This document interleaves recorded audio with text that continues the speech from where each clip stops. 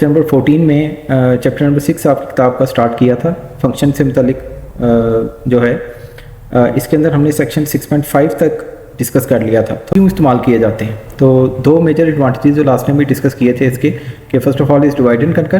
Divide and conquer क्या है कि you divide a larger problem into several smaller problems, यानी कि आपको कोई प्रॉब्लम सॉल्व करने के लिए दिया गया है तो आप उसको डिफरेंट छोटे प्रॉब्लम्स में डिवाइड कर लेंगे और हर छोटे प्रॉब्लम के लिए एक सेपरेट फंक्शन लिखेंगे और as a result of that आपके प्रोग्राम की लिखने की कॉम्प्लेक्सिटी रिड्यूस हो जाएगी, यानी कि उसके बारे में सोचना आसान हो जाएगा। अगर आपको एक छोटे फंक्शन में एक लिमिटेड काम करना है तो उसके बारे में सोचना और उसको इम्प्लीमेंट करना आसान है एज़ कम्पेयर टू कि आप पूरे प्रोग्राम के बारे में एकदम सोचें।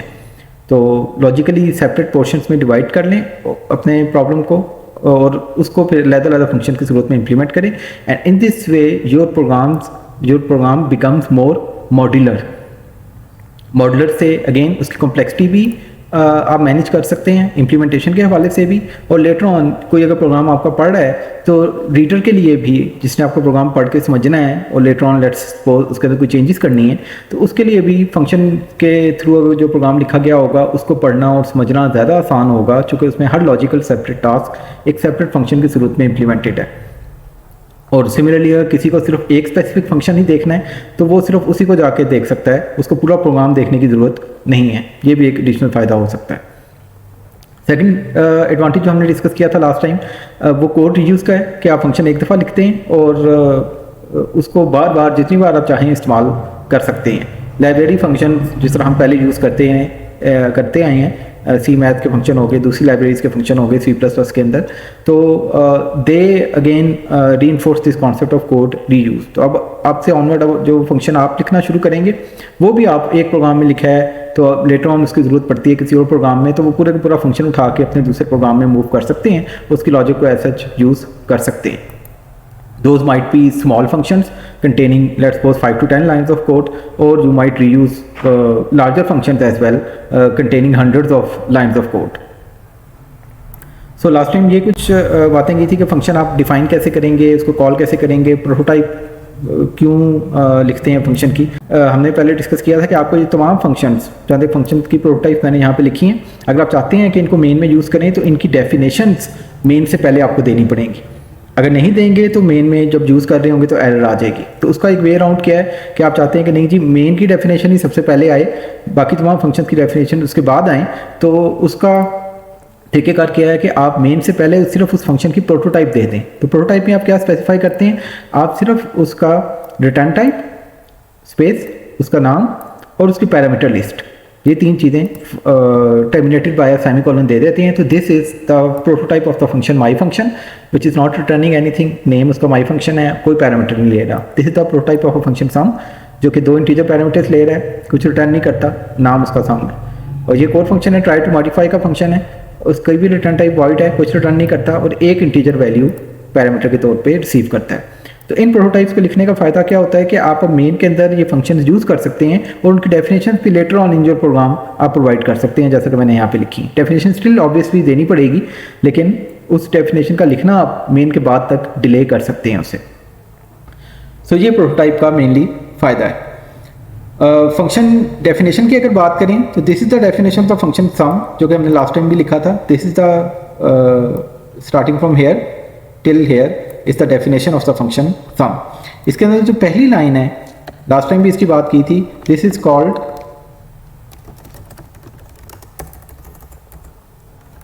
फंक्शन हेडर, जिसमें उसकी रिटर्न टाइप है जो कि इस केस में वॉइड है, उसका नाम है, उसके पैरामीटर्स हैं, उनकी टाइप्स है और उनके नाम भी हैं। एक और चीज़ जो आपने देखी होगी कि यहाँ पे प्रोटोटाइप के अंदर पैरामीटर्स के टाइप्स तो मेंशन करना ज़रूरी है, नाम आप बेशक ना मेंशन करें, कर भी दें तो हर्ज को नहीं, लेकिन टिपिकली नहीं किए जाते। तो नाम मेंशन करना ज़रूरी नहीं है फंक्शन प्रोटोटाइप में, लेकिन ऑब्वियसली जब आप फंक्शन डिफाइन कर रहे हैं तो वहाँ पे आपको नाम देने पड़ेंगे। And try to use meaningful variable name, जहाँ पे सिर्फ एग्जांपल इलस्ट्रेट करने के लिए मैंने 2 ऐसे ही नाम ए और बी यूज़ कर लिए, but try to use meaningful variable names. उसके बाद this part which is in curly braces is called the body of the function. तो यहाँ से लेके यहाँ तक आपकी फंक्शन की बॉडी है। और फंक्शन हेडर के अंदर अगर बात करें तो once again there are 3 things here, return type, the name of the function and the parameter list. और अगर पैरामीटर्स नहीं है तो आपको एम्प्टी पेयर ऑफ पेरेंथेसिस यहाँ पे उसको इंडिकेट करने के लिए लिखना पड़ेगा। तो this is the definition, terminology clear होनी चाहिए। And this is the prototype of the function, this is the definition of the function sum and this is the prototype of the function sum. और उसको use आप फिर कर रहे होंगे तो दैट लाइन जहाँ पे आप यूज़ कर रहे हैं उस फंक्शन को, यहाँ पे मैंने 3 दफ़ा सम का फंक्शन, ये लास्ट लेक्चर की एग्जांपल है, कॉल की है। तो ये उसकी एक फंक्शन कॉल है, ये दूसरी फंक्शन कॉल है, ये तीसरी फंक्शन कॉल है। और जाहिर है हम इसको इफ एल्स के अंदर भी कॉल कर सकते हैं, लूप के अंदर भी कॉल कर सकते हैं, जिस तरह लास्ट टाइम भी हमने शुरू में एक एग्जांपल देखी थी कि आप अपने फंक्शन को लूप के अंदर भी बार बार depending upon your logic call कर सकते हैं। सो ये चंद एक चीज़ें हमने लास्ट टाइम डिस्कस की थी। Section 6.4 was sending data into a function, कि आप डेटा किस तरह से भेजेंगे फंक्शन के अंदर वो पैरामीटर्स के थ्रू भेजेंगे जितनी भी वैल्यूज यहाँ पे भेजनी। And these parameters can be treated as कि आप फंक्शन को इनपुट दे रहे हैं। फॉर एग्जांपल सम के फंक्शन की इनपुट ये 2 चीज़ें हैं, ये 2 इंटीजर टाइप के वेरिएबल्स हैं जिसको सम करना है। जैसा पावर का फंक्शन आप यूज़ करते थे उसके भी 2 पैरामीटर होते थे, एक तरह की उसकी इनपुट हैं कि आप उसे बेस देते थे, एक्सपोनेंट देते थे और आपको उसका रिजल्ट मिल जाता था। तो यहाँ पे हम सम के फंक्शन को 2 नंबर दे रहे हैं और वो उसका सम करके हमें स्क्रीन पे डिस्प्ले करके दिखा रहा है। So to send data into a function you use parameters, और पैरामीटर्स कितने होंगे, उसकी टाइप्स क्या होंगी, ये again problem to problem vary करेगा और प्रॉब्लम से आपको पता चल जाएगा कि किसी फंक्शन के अंदर कितने पैरामीटर भेजने की ज़रूरत है, या अगर नहीं भेजने की ज़रूरत तो वो भी पता चल जाएगा, और उनकी टाइप्स क्या क्या होनी चाहिए। उसके बाद सेक्शन 6.5 में हमने बात की थी कि आप पासिंग डेटा बाय वैल्यू के, आप डेटा जब फंक्शन के अंदर भेजते हैं तो एक्चुअली होता क्या है, इसकी थोड़ा सा हम डिटेल में गए थे। यहाँ पे अगेन मैंने वही एक एग्जांपल यहाँ पे बनाई है। ट्राई टू मॉडिफाई नाम का एक फंक्शन मैंने लिखा है, ये इसकी प्रोटोटाइप है, which is taking 1 integer variable as parameter, एक ही पैरामीटर इंटीजर टाइप का और रिटर्न टाइप अगेन वॉइड है, और ये उसकी डेफिनेशन है फंक्शन की। ये पैरामीटर आर है वैल इसके अंदर, ये स्टार्ट ऑफ फंक्शन शुरू में उसकी वैल्यू को डिस्प्ले करता है, उसके अंदर फिर कुछ मॉडिफिकेशन करता है, 7 ऐड कर रहे हैं हम लेट्स सपोज, उसके बाद एंड ऑफ फंक्शन पे उसकी वैल्यू को डिस्प्ले करता है, उसके बाद फंक्शन टर्मिनेट कर जाता है। यहाँ पे मैं उसे मेन में कॉल कर रहा हूँ, इस्तेमाल कर रहा हूँ, तो this is the call to the function. और यहाँ पे जब वैल्यू n1 की वैल्यू गेट करके यहाँ पे भेज रहे हैं, तो लास्ट टाइम हमने डिफ्रेंशिएट किया था between 2 things, between argument and a parameter.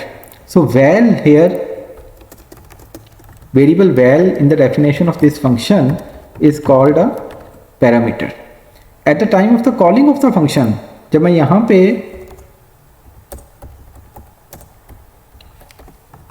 n1 भेज रहा हूँ तो n1 here is called an argument. तो जहाँ से कॉल की जा रही है फंक्शन को, वहाँ पे जो वेरिएबल आप फंक्शन को कॉल करते वक्त भेज रहे हैं that is called an argument. और जब फंक्शन कॉल हो रहा है फंक्शन की डेफिनेशन में, जहाँ पे वो वैल्यू रिसीव की जा रही है, इस वेरिएबल में वो वैल्यू रिसीव की जा रही है, दैट वेरिएबल वैल जिसका नाम मैंने रखा है इज कॉल्ड पैरामीटर। तो आप कह सकते हैं कि एक ही चीज़ के 2 यू कैन से के एक ही एस्पेक्ट के 2 नाम हैं, कि कॉल करते वक्त उसको आर्गुमेंट कहते हैं और जहाँ पे रिसीव कर रहे हैं उसे फंक्शन की डेफिनेशन में, फंक्शन के हेडर में, उसको पैरामीटर कहते हैं। और लास्ट टाइम भी जिक्र किया था हमने कि parameters are as good as the local variables of this function. मसलन अगर मैं यहाँ पे कोई वेरिएबल टेम्प बनाता हूँ तो वैल भी उसी तरह का ये एक लोकल वेरिएबल है जिस तरह की टेम्प है। इन अदर वर्ड्स ये वेरिएबल वैल या ये वेरिएबल टेम्प सिर्फ इस फंक्शन में एक्सेस किया जा सकता है। वैल या टेम्प का स्कोप सिर्फ इस फंक्शन तक महदूद है। अगर वैल के स्कोप की बात करें तो वो ये फंक्शन के पूरी बॉडी के अंदर एक्सेस किया जा सकता है, starting from this curly brace to this ending curly brace. और अगर टेम्प में लेट्स सपोज यहाँ पे डिफाइन करता हूँ,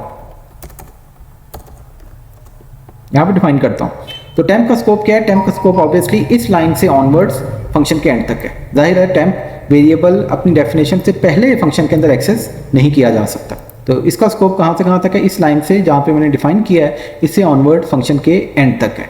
तो parameters of a function are also the local variable. जैसा यहाँ पे temp is a local variable of this function. हम आज थोड़ी सी और भी बात करेंगे इस टर्म की, लोकल वेरिएबल की टर्म की। आज के लेक्चर में हम दोबारा वापस आएंगे और उसको मजीद भी डिस्कस करेंगे। So parameters are as good as local variables of your function. लेकिन अगेन डिफरेंस क्या है कि कॉल होते वक्त जो पैरामीटर है it is initialize to the value of the argument. तो यहाँ पे फॉर एग्जांपल अगर कोड सेगमेंट पे गौर करें तो मेन में मैंने दो वेरिएबल्स बनाए हैं, n1 5, n2 के अंदर 26 इनिशियलाइज कर दिया और मेन में फिर n1 की वैल्यू को डिस्प्ले कर रहा हूँ। ऑब्वियसली यहाँ पे 5 डिस्प्ले होगा, तो this statement should display 5 on screen. उसके बाद में ट्राई टू मॉडिफाई जो फंक्शन अभी मैंने लिखा है उसके अंदर n1 को भेज देता हूँ। अब जब ये फंक्शन कॉल होगी तो अब ये वाला फंक्शन कॉल हो जाएगा, मेन क्या हो जाएगा, मेन पॉज हो जाएगा, वेटिंग स्टेट में चला जाएगा कि जब तक वो ट्राई टू मॉडिफाई का फंक्शन अपना काम करके वापस नहीं आ जाता, men will be in a waiting state. तो ये फंक्शन कॉल हुआ और फंक्शन कॉल किया मैंने n1 यहाँ पे आर्गुमेंट के तौर पे भेज के, तो n1 will be received correspondingly in the parameter val, and this concept of passing this argument into this parameter is called pass by value। तो यहाँ पे हम कहेंगे कि ये जो पैरामीटर यहाँ पे आ रहा है it is being passed by value. और पास बाय वैल्यू के अंदर लास्ट टाइम भी हमने बात की थी कि इसको याद रखने के लिए कि पास बाय वैल्यू का कॉन्सेप्ट क्या है, आपको एक कीवर्ड याद रखने की ज़रूरत है, वो है कॉपी, कि हमेशा कॉपी बनेगी इसकी। अगर इसी एग्जांपल को ज़रा ग्राफिकली इलिस्ट्रेट करके देखें तो ये मैंने यहाँ पे वही मेन फंक्शन लिख लिया है जिसके अंदर दो वेरिएबल्स हैं n1 n2 और n1 को मैं डिस्प्ले कर रहा हूँ और उसके बाद ट्राई टू मॉडिफाई फंक्शन के अंदर इस फंक्शन के अंदर भेज देता हूँ। तो मेन में दो वेरिएबल्स बने हुए हैं, तो मेमोरी में जहाँ पे मेन का हिस्सा है वहाँ पे n1 एक वेरिएबल बना हुआ है, उसका बॉक्स मैंने विजुलाइज कर लिया है, n2 एक वेरिएबल बना हुआ है, उसका बॉक्स मैंने विजुलाइज कर लिया है, 5 है 26 है। उसके बाद जब फंक्शन कॉल होगा, try to modify function call होगा, तो अब मेन वेटिंग स्टेट में चला गया, वेट कर रहा है इसके टर्मिनेट होने का। अब ये फंक्शन कॉल हुआ है तो आर्गुमेंट n1 की वैल्यू पैरामीटर वैल में रिसीव की गई and val is a local variable of this function. So val के लिए मेमोरी यहाँ पे इस फंक्शन के मेमोरी के साथ एलोकेट होगी और वैल की अंदर कौन सी वैल्यू जाएगी, जो n1 के अंदर वैल्यू थी और उसकी कॉपी जाएगी। वंस अगेन सिंस यहाँ पे पास बाय वैल्यू वाला कॉन्सेप्ट हो रहा है तो val will be created separately from n1 but it will be initialized to the same value as n1। ये मकसद है यहाँ पे n1 को भेजने का। तो val के अंदर भी शुरू में 5 वैल्यू चली जाएगी, 5 चला गया, बट याद रखने की बात ये है, इंपॉर्टेंट बात ये है कि this val is different from this n1, इसलिए इनके बॉक्सेस भी अलग-अलग ड्रॉ किए हैं विजुलाइज करने के लिए। उसके बाद स्टार्ट ऑफ फंक्शन ये वाली स्टेटमेंट डिस्प्ले होगी और वैल की वैल्यू को डिस्प्ले करेगा, 5 स्क्रीन पर डिस्प्ले हो जाएगा। उसके बाद वैल की वैल्यू में 7 ऐड कर रहे हैं, क्या होगा, वैल की वैल्यू में जब 7 ऐड करेंगे तो यहाँ पे 5 की बजाय आ जाएगा 5 + 7 12। तो अब नोट करें कि इस स्टेटमेंट ने सिर्फ इस वेरिएबल वैल को चेंज किया, ओरिजिनल वेरिएबल n1 चेंज नहीं हुआ बिकॉज ये वेरिएबल उसकी कॉपी था, हमने सिर्फ कॉपी को चेंज किया तो original variable is not affected. So अब जब तीसरी लाइन में एंड ऑफ फंक्शन करके ये स्टेटमेंट डिस्प्ले करके मैं वैल की वैल्यू को दोबारा डिस्प्ले करूंगा तो यहाँ पे जाहिर है 12 डिस्प्ले होगा। शुरू में 5 डिस्प्ले हुआ लेकिन फिर मैंने 7 ऐड कर दिया, अब 12 डिस्प्ले होगा, ऐसे ही होना चाहिए। उसके बाद फंक्शन टर्मिनेट हो जाएगा। अब जब फंक्शन टर्मिनेट होगा तो फंक्शन के साथ ही उसके तमाम लोकल वेरिएबल, जितने भी वेरिएबल उस फंक्शन में डिफाइन किए गए हैं, और अभी हमने बात की कि पैरामीटर भी लोकल वेरिएबल की तरह ही होते हैं, तो तमाम local variables including parameters will be destroyed. So this variable val will be destroyed, इसका बॉक्स खत्म हो जाएगा। अब मेन में वापस आ जाएंगे, मेन अपनी एग्जीक्यूशन रिज्यूम करेगा। अब मेन अपनी एग्जीक्यूशन रिज्यूम करेगा तो अब ये वाली लाइन एग्जीक्यूट हो गई, फंक्शन कॉल कंप्लीट होकर वापस आ गई है। अब ये डिस्प्ले करेगा बैक इन मेन और उसके बाद n1 की वैल्यू, n1 की वैल्यू तो अभी भी 5 ही है, पहले भी 5 थी, अभी भी 5 है और कभी भी चेंज नहीं हुई। आपने सिर्फ उसकी कॉपी को चेंज किया था, 5 से 12 किया था, लेकिन n1 was unaffected by this change. Again, similar thing will happen if I send n2 here, तो उसके साथ भी यही होगा। अब सिर्फ डिफरेंस क्या होगा कि जब n2 फंक्शन के अंदर भेजा जाएगा तो this variable val, this parameter val of this function will be initialised to 26। 26 इसके अंदर आ जाएगा, यहाँ पे 26 डिस्प्ले होगा। उसके बाद 26 में 7 ऐड करेंगे तो वैल्यू आ जाएगी 33। उसके बाद वैल्यू को डिस्प्ले करेगा तो 33 डिस्प्ले होगा, फंक्शन टर्मिनेट हो जाएगा, वेरिएबल डिस्ट्रॉय, वैल डिस्ट्रॉय हो गया जिसका लोकल वेरिएबल था, पैरामीटर था। मेन में वापस आए तो n2 will still contain 26 because it was never changed. तो that's the concept of pass by value, कि जब भी आप कोई डेटा पास में वैल्यू करेंगे किसी फंक्शन के अंदर तो उसकी कॉपी जाएगी उस फंक्शन में और ओरिजिनल वेरिएबल चेंज नहीं होगा, जैसा कि इस केस में n1 चेंज नहीं हो रहा। इसको एक बार चला के भी देख लेते हैं, यहाँ पे एग्जीक्यूट करके इसके आउटपुट से भी अपने आप को कन्विंस कर लेते हैं कि मेन में सबसे पहले n1 की वैल्यू डिस्प्ले हो रही है 5 हो रही है, फिर स्टार्ट ऑफ फंक्शन पे डिस्प्ले हो रही है वो भी 5 है, फिर मॉडिफाई करने के बाद 7 ऐड करने के बाद 12 डिस्प्ले हुई, फंक्शन टर्मिनेट हो गया, मेन में वापस आ गए तो n1 स्टिल कंटेन्स 5। तो now pass by value concept should be clear के डेटा पास बाय वैल्यू जब हम करने की बात करते हैं, जैसा यहाँ पे सेक्शन 6.5 का टाइटल है, तो उसका मतलब क्या होता है। तो पास बाय वैल्यू के अंदर once again keyword is copy, के आर्गुमेंट की कॉपी बनती है और वो पैरामीटर में सेव होता है। Later on in this chapter or most probably in the next lecture we will discuss another method to pass parameters into a function। तब आप इसको कंपेयर करके कंट्रास्ट कर सकेंगे इस मेथड के साथ, बट स्टिल फिलहाल फंक्शन में डेटा पास करने के लिए हम पास बाय वैल्यू का ही कॉन्सेप्ट इस्तेमाल करेंगे। आज के लेक्चर में भी साइड डिस्कशन में और आपकी आने वाली लैब के अंदर भी आप इसी तरह से पैरामीटर्स पास करेंगे। सो यहाँ पे भी वो इसी तरह के एग्जांपल के थ्रू इलस्ट्रेट कर रहा है पास बाय वैल्यू के कॉन्सेप्ट को। इसको भी एक बार प्रोग्राम 6.9 को भी देख लीजिएगा। और वंस अगेन उसी तरह मेमोरी फिगर ड्रॉ करके शो कर रहा है कि ओरिजिनल आर्गूमेंट, जिसको आर्गूमेंट हम कह रहे हैं अपनी डिस्कशन में, वो अपनी मेमोरी लोकेशन में पड़ा हुआ फंक्शन का पैरामीटर अपनी मेमोरी लोकेशन में उसकी कॉपी के तौर पे बनेगा। तो अगर फंक्शन अपने पैरामीटर की वैल्यू में कोई चेंजेस करता है तो original variable will not be changed. अब इसके इफ़ेक्ट क्या हो सकते हैं। फॉर एग्जांपल आप चाहते हैं एक फंक्शन लिखना स्वैप वैल्यूज़। अब स्वैप वैल्यूज़ का फंक्शन का मकसद क्या है कि आपने दो इंटीजर वैल्यूज़ लेनी है और उनको स्वैप करना है, इंटरचेंज करना है। आपने पहले सूडो कोड में भी इस काम किया होगा और हमने बात की थी लेक्चर में भी कि दो वेरिएबल्स की वैल्यूज़ को एक टेम्परेरी वेरिएबल के थ्रू 3 स्टेटमेंट्स में बआसानी स्वैप किया जा सकता है। ये इसकी प्रोटोटाइप मैंने ऊपर दे दी है, नीचे मैं इसे स्वैप वैल्यूज़ के फंक्शन को डिफाइन कर लेता हूँ। v1 पहली वैल्यू, v2 दूसरी वैल्यू। अब इनको स्वैप करने के लिए v1 और v2 पैरामीटर्स में आ गए, इनको स्वैप करने के लिए मुझे एक तीसरा वेरिएबल चाहिए होगा टेम्प।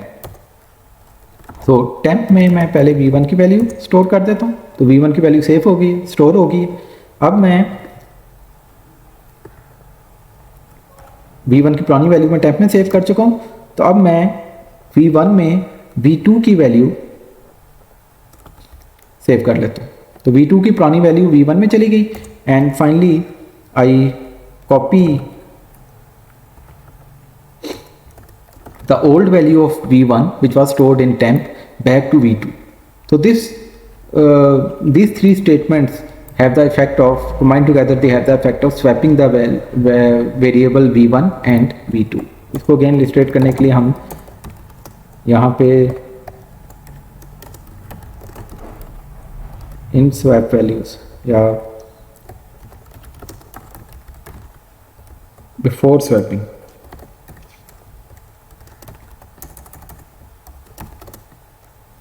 v1 को भी डिस्प्ले कर लेते हैं और v2 को भी डिस्प्ले कर लेते हैं और आफ्टर स्वैपिंग भी इन दोनों को डिस्प्ले कर लेते हैं। उसके बाद हम वो कहते हैं लेट्स सपोज यही n1 और n2 को ही मैंने स्वैप करवाना है। सो मेन में पहले मैं n1 को डिस्प्ले कर रहा हूँ, इसके साथ n2 को भी डिस्प्ले कर लेते हैं। बैक इन मेन n1 को डिस्प्ले कर रहा हूँ, इसके साथ ही n2 को भी डिस्प्ले कर लेते हैं। और इन दोनों स्टेटमेंट्स के दरमियान में मैं अपना वही स्वैप वैल्यू वाला फंक्शन कॉल करता हूँ n1 और n2 को स्वैप करवाने के लिए। सो मैं इन दोनों वेरिएबल्स की वैल्यूज़ को स्वैप करवाना चाह रहा हूँ कि यहाँ पे 5 है तो यहाँ पे 26 है, तो यहाँ पे 26 आ जाए, यहाँ पे 5 आ जाए। अब इसको चला के इसके आउटपुट को ज़रा ऑब्जर्व करते हैं। मेन में जाहिर है सबसे शुरू में जब मैंने n1 और n2 की वैल्यूज़ को डिस्प्ले किया तो 5 और 26 ही डिस्प्ले हो गए। उसके बाद मैंने स्वैप वैल्यूज़ का फंक्शन कॉल किया। स्वैप वैल्यूज़ के फंक्शन में बिफोर स्वैपिंग उसने v1 और v2 को again v1 was created as copy of n1 and v2 was created as copy of n2। तो v1 में 5 गया होगा और v2 में 26 गया होगा। तो बिफोर स्वैपिंग उसने जब डिस्प्ले की वैल्यूज़ तो 5 और 26 डिस्प्ले हो गए। उसके बाद उन दोनों को स्वैप किया टेम्प की मदद से, तो जाहिर है 5 की जगह 24 आ गया और 26 की जगह 5 आ गया। तो after swapping function swap values के अंदर ही ये वाली तीसरी लाइन डिस्प्ले हुई, तो नज़र आ रहा है कि स्वैपिंग हो गई है, 5 की जगह 26 और 26 की जगह 5। लेकिन फिर फंक्शन टर्मिनेट हो गया। फंक्शन टर्मिनेट हुआ तो v1 और v2 भी डिस्ट्रॉय हो गए। आप मेन में वापस पहुंचे और n1 n2 को एक्सेस किया, तो n1 और n2 still contain the original values. पहले भी 5 फंक्शन कॉल से पहले भी 5 और 26 था, 5 था n1 में, 26 था n2 में, और फंक्शन कॉल के बाद भी यहाँ पे 5 और 26 है, तो वैल्यू स्वैप नहीं हुई। तो आपने बेसिकली गलती क्या की यहाँ पे कि आपने इस फंक्शन के थ्रू उन ओरिजिनल वेरिएबल्स की जो मेन में डिफाइन किए गए थे उनकी कॉपीज़ को स्वैप कर दिए। तो original variables are not swapped, they are not affected by this function. So इसके साथ एक नोट भी लिख लें कि दिस डज नॉट वर्क, कि ये वो काम नहीं कर रहा जो कि डज नॉट वर्क का ये मतलब नहीं कि ये इसमें कोई सिंटेक्स एरर है। सिंटेक्स एरर कोई नहीं है, लेकिन जो काम हम करना चाह रहे थे वो ये अकम्प्लिश नहीं कर पा रहा। तो again we will come back to this most probably in the next lecture and try to resolve this kind of issues. So I think pass पे value should not be clear. Section 6.6 की अगर बात करें तो एक again case study type की छोटी सी example उसमें डिस्कस की है, और ये एग्जांपल वो पहले भी डिस्कस कर चुका है प्रीवियस 2 चैप्टर्स के अंदर, चैप्टर 4 और 5 के अंदर भी। आपको याद होगा हेल्थ क्लब मेंबरशिप का प्रोग्राम उसने लिखा था। 3 तरह की मेंबरशिप्स हैं, स्टैंडर्ड अडल्ट मेंबरशिप है, चाइल्ड मेंबरशिप है, सीनियर्स की मेंबरशिप के रेट और हर एक के रेट थोड़े थोड़े मुख्तलिफ हैं। ये वो मेन्यू डिस्प्ले कर रहा है। अब यही काम वो पहले उसने चैप्टर 4 में यही काम इफ एल्स के थ्रू इम्प्लीमेंट किया था, चैप्टर 5 में फिर उसको लूप के थ्रू मेन्यू बेस्ड प्रोग्राम बना लिया था, और अब यहाँ पे उसी प्रोग्राम के अंदर मॉडिफिकेशन करके उसको फंक्शन के थ्रू इम्प्लीमेंट कर रहा है। तो मेन के अलावा 2 एडिशनल फंक्शन वो यूज़ कर रहा है, शो मेन्यू का फंक्शन, शो फीस का फंक्शन। दोनों की प्रोटोटाइप्स यहाँ पे हैं। शो मेन्यू का फंक्शन कोई पैरामीटर नहीं ले रहा, जबकि ये 2 पैरामीटर रिसीव कर रहा है। उसी तरह से उसने कुछ नेम कॉन्स्टेंट्स बना ली हैं, और उसकी मेंबरशिप के रेट्स के भी नेम कॉन्स्टेंट्स बना लिए हैं कि अडल्ट की मेंबरशिप $40 है लेट्स सपोज, चाइल्ड की मेंबरशिप $20 है पर मंथ, और सीनियर की मेंबरशिप $30 है पर मंथ। फिर अब मेन्यू को डिस्प्ले करने के लिए उसने एक अलग फंक्शन लिख लिया है, तो उसने सिर्फ उसको यहाँ पे कॉल किया है, पूरा मेन्यू यहाँ पे डिस्प्ले नहीं किया बल्कि फंक्शन को कॉल किया, और ये फंक्शन है जो कि सिंपली मेन्यू को स्क्रीन पे डिस्प्ले करता है। एक ही बड़ी सी आउट की स्टेटमेंट है जो कि मेन्यू को तमाम ऑप्शंस को यूज़र को दिखा देती है। उसके बाद यूज़र से चॉइस लेता है, चॉइस की इनपुट वैलिडेशन करता है, और फिर चॉइस को चेक करता है कि अगर चॉइस क्विट चॉइस नहीं है, यूज़र ने अगर क्विट के अलावा कोई और ऑप्शन सेलेक्ट किया है, तो फिर उसके ऊपर स्विच लगा के वो चेक कर लेता है कि अगर अडल्ट चॉइस है तो शो फीस का फंक्शन कॉल करके अडल्ट की जितनी बनती है चार्जेस मेंबरशिप के उतने मंथ्स के वो डिस्प्ले कर दो, चाइल्ड का है तो चाइल्ड के लिए कर दो, सीनियर चॉइस का है तो सीनियर चॉइस के लिए कर दो। अच्छा, यहाँ पे वो शो फीस का फंक्शन यूज़ कर रहा है। एज यू कैन सी, अगर ये फंक्शन शो फीस के बगैर हम ये काम करें तो हमें यहाँ पे लॉजिक लिखनी पड़ेगी, और जैसा कि उसने पिछले चैप्टर में लिखी भी थी कि यहाँ पे लॉजिक लिखनी पड़ेगी, वो जो अडल्ट के रेट को नंबर ऑफ मंथ से मल्टीप्लाई करके उसकी फ़ीस कैलकुलेट करता है, फिर यहाँ पे चाइल्ड के रेट को नंबर ऑफ मंथ से मल्टीप्लाई करके उसकी फ़ीस कैलकुलेट करता है। अब वो चीज़ उसने इस फंक्शन में अलहदा से कर दी है। 2 पैरामीटर आ रहे हैं, मेंबर रेट आ रहा है कि उसका मेंबर रेट पर मंथ क्या है और कितने मंथ्स के लिए उसने कैलकुलेट करना है। लेट्स सपोज अगर $40 है और 4 मंथ्स के लिए कैलकुलेट करना है, तो 40 × 4 वो डिस्प्ले करेगा $160 आपकी टोटल कॉस्ट है, टोटल चार्जेस है। तो यहाँ पे वो सिंपली इसी फंक्शन को 3 दफ़ा कॉल कर रहा है। अगर अडल्ट चॉइस यूज़र ने एंटर की है तो यहाँ पे वो अडल्ट भेजता है। अडल्ट क्या है, एक नेम कॉन्स्टेंट है जिसमें 40 पड़ा हुआ, चाइल्ड के अंदर 20 पड़ा हुआ है, सीनियर के अंदर 30 पड़ा हुआ है। तो कॉरस्पॉन्डिंग कॉन्स्टेंट को यहाँ भेज के उसको कॉरस्पॉन्डिंग नंबर ऑफ मंथ्स जो कि यूज़र से लिए गए हैं यहाँ पे लाइन नंबर 48 में, उसे मल्टीप्लाई करके ये वाला शो फीस का फंक्शन वो शो फी को स्क्रीन पे डिस्प्ले कर देता है। सो यहाँ पे वो 3 लैदा लाइनों की बजाय अब उसने 3 फंक्शन कॉल्स शो फीस के फंक्शन की यूज़ कर ली हैं। उसी प्रोग्राम को, उसी लॉजिक को उसने फंक्शंस के थ्रू डिवाइड कर लिया। तो मेन के अलावा 2 और फंक्शन है, और program has become more modular. जो लॉजिकली सेपरेट टास्क थे, मेन्यू डिस्प्ले करने का सेपरेट टास्क था, फीड कैलकुलेट करके डिस्प्ले करने का सेपरेट टास्क था, वो उसने सेपरेट फंक्शंस में इंप्लीमेंट कर दी हैं। और as you can see here, main has become more concise. तो in general you would want के इन अ लार्जर प्रोग्राम जिसके अंदर काफ़ी सारा काम का आप कर रहे हैं, main should be as concise as possible. और मेन के अंदर सिर्फ आपको फंक्शन कॉल थी या चंदे कोड स्टेटमेंट नज़र आनी चाहिए, एक्स्ट्रा काम जो सारा हो रहा है वो फंक्शन के अंदर चला जाएगा। सो किसी ने अगर प्रोग्राम का सिर्फ ओवरव्यू लेना है कि प्रोग्राम इन जनरल क्या कर रहा है, तो वो सिर्फ मेन को देख के कोई ओवरव्यू ले सकता है, तो पूरा प्रोग्राम पढ़ने की ज़रूरत नहीं है। अगर किसी स्पेसिफिक फंक्शन की डिटेल में कोई जाना चाह रहा है कि मेन्यू की डिटेल क्या है या शो फीस के फंक्शन की डिटेल क्या है, तो वो कॉरस्पॉन्डिंगली उस फंक्शन की डिटेल पढ़ सकता है।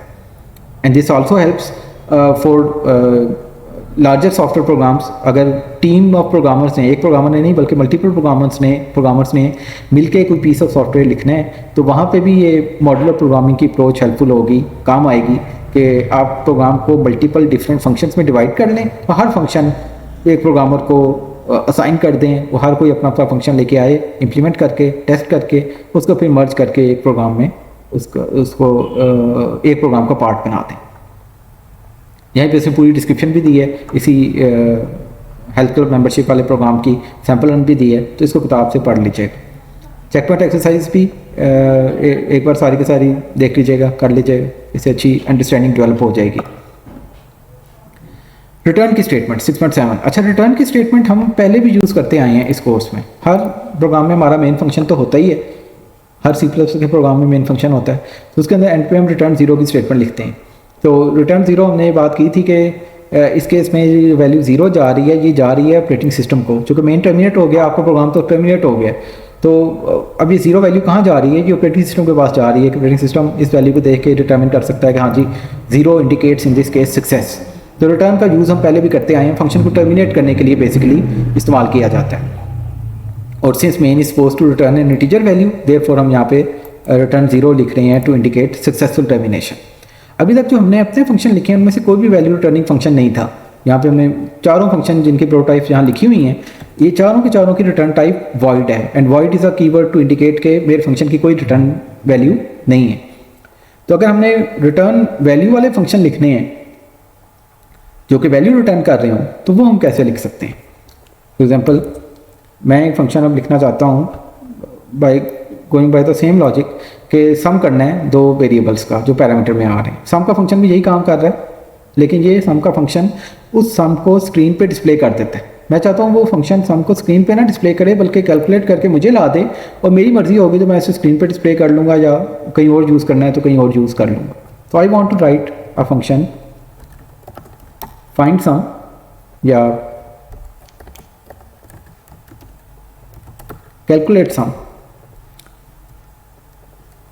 इसकी पैरामीटर लिस्ट में अगेन दो इंटीजर्स आएंगे, दो इंटीजर्स का सम मैं कैलकुलेट करवाना चाह रहा हूँ, और उसकी रिटर्न टाइप भी अब एक इंटीजर होगा। तो वॉइड की जगह प्रोटोटाइप के अंदर इसका इंटीजर रिटर्न टाइप यहाँ पे आप टाइप लिख सकते हैं, जैसा मेन के लिए भी इंट लिखते हैं। तो ये उस फंक्शन की प्रोटोटाइप है, इसकी डेफिनेशन अभी हम नीचे लिखेंगे।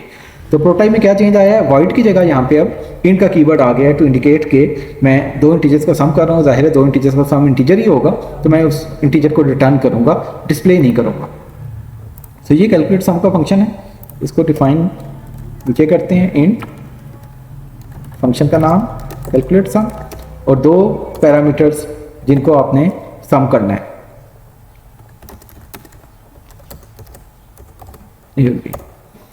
तो अब मैं क्या करूँगा, अब मैंने यहाँ पे उसी तरह से सम कैलकुलेट करना a प्लस बी करके, और उस सम को डिस्प्ले नहीं करना।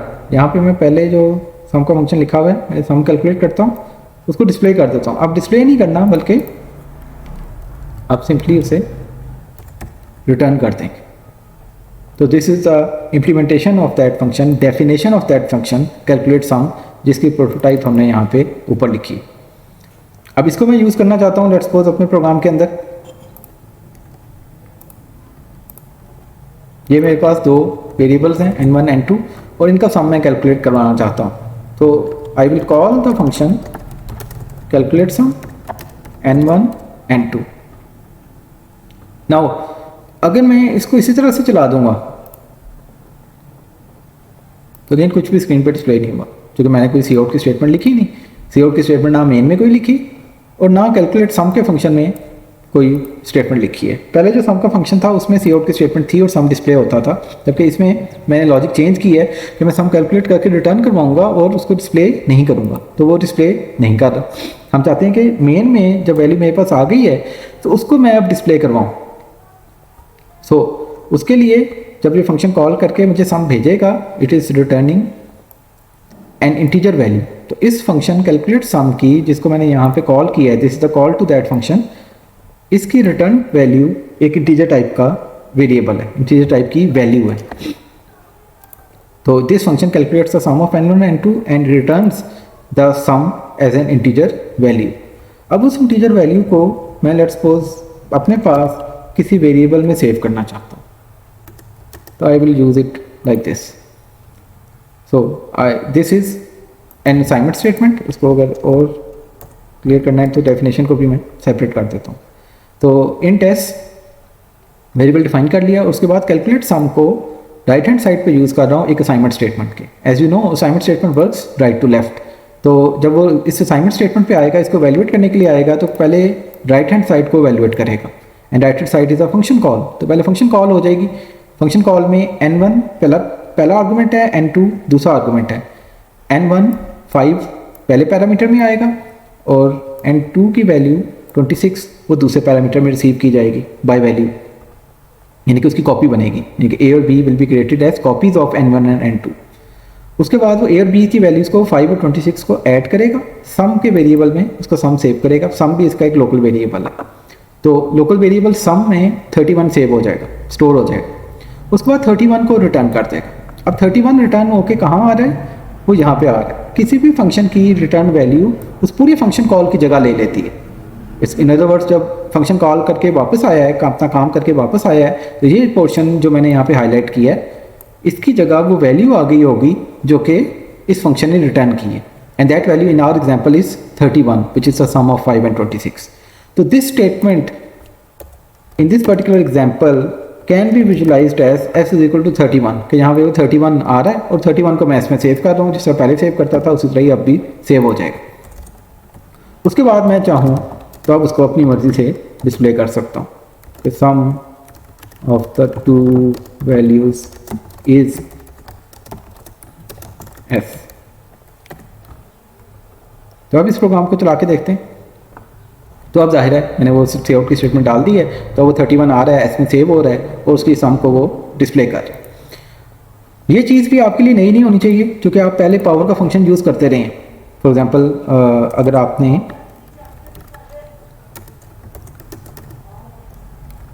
POW के फंक्शन के थ्रू पावर कैलकुलेट करनी है 2.0 रेज़्ड पावर 4.0। सो ये उसी तरह से हम यहाँ पे अपने डिफाइन किए गए फंक्शन को यूज़ कर रहे हैं। POW 2 रेज़्ड पावर 4 16 रिटर्न करेगा और 16 D में सेव हो जाएगा। उसके बाद मेरी मर्जी है कि मैं उसे कैसे यूज़ करता हूँ। सो यहाँ पे वो सिमिलरली हमारा फंक्शन कैलकुलेट सम, उनका सम कैलकुलेट करेगा, s में सेव करेगा। उसके बाद मेरी मर्जी है कि सम को मैं s को मैं कैसे इस्तेमाल करूँ। अच्छा, इस तरह से पावर का फंक्शन आप यूज़ करते थे कि किसी वेरिएबल में इसकी वैल्यू सेव कर लें, या डायरेक्टली इसको आउटपुट भी कर सकते थे। तो इसका मतलब है कि यहाँ पे मैं भी इसके सम को डायरेक्टली आउटपुट कर सकता हूँ। In other words I can simply write some is और आगे ये फंक्शन कॉल, यानी कि उसको वेरिएबल में भी सेव करना ज़रूरी नहीं है। तो नीचे वाली लाइन्स अगर मैं कमेंट आउट कर दूं, इस लाइन को भी कमेंट आउट कर देते हैं। नाउ सम इज 31 डिस्प्ले हो रहा है। मैंने उस फंक्शन को कॉल किया, उसका रिजल्ट आया और वो रिजल्ट इस सी आउट स्टेटमेंट के थ्रू स्क्रीन पे डिस्प्ले हो गया। तो I can use it in an assignment statement, store the result, return value of this function into a variable, into an integer variable। और किस टाइप का वेरिएबल यूज़ करेंगे, it will depend upon the return type of the function. अगर function एक int return कर रहा है तो जाहिर है मुझे उसकी वैल्यू सेव करने के लिए एक इंटीजर टाइप का वेरिएबल चाहिए। अगर फंक्शन एक डबल रिटर्न कर रहा होगा तो मुझे उसको सेव करने के लिए एक डबल टाइप का वेरिएबल चाहिए होगा। अगर फंक्शन कोई और type string let's suppose return कर रहा है तो मुझे उसको स्टोर करने के लिए स्ट्रिंग टाइप का वेरिएबल चाहिए होगा। तो यहाँ पर चूंकि इंटीजर रिटर्न कर रहा है इसलिए मैंने यहाँ पे इंटीजर टाइप का वेरिएबल यूज़ किया था पहले, और अब मैंने इसको डायरेक्टली एक स्टेटमेंट में इंटीजर वैल्यू को यूज़ कर लिया। जिस तरह मैं पावर के फंक्शन की वैल्यू को रिटर्न वैल्यू को डायरेक्टली सी आउट में यूज़ कर सकता हूँ, उसी तरह इसको भी यूज़ कर सकता हूँ। सो इस तरह से भी यूज़ की जा सकती है। रिटर्न वैल्यू, और इस तरह से भी सी आउट स्टेटमेंट के पार्ट के तौर पे भी यूज़ की जा सकती है। So in general you can say कि आप इस फंक्शन की रिटर्न वैल्यू को, जो कि एक इंटीजर वैल्यू है, हर उस जगह पे इस्तेमाल कर सकते हैं जहाँ पे एक इंटीजर वैल्यू यूज़ कर सकते हैं। इंटीजर वैल्यू यूज़ कर सकते हैं। क्या आप इंटीजर वैल्यू इस तरह से यूज़ कर सकते हैं किसी असाइनमेंट स्टेटमेंट के राइट हैंड साइड पे? हाँ, कर सकते हैं, इसीलिए आप ये फंक्शन कॉल भी यूज़ कर सकते हैं। क्या आप कोई इंटीजर वैल्यू यहाँ पे यूज़ कर सकते हैं? 11, yes, obviously we can use it, so this function call can be used here as well. लेकिन आप इस फंक्शन कॉल को किसी असाइनमेंट स्टेटमेंट के लेफ्ट हैंड साइड पे यूज़ नहीं कर सकेंगे।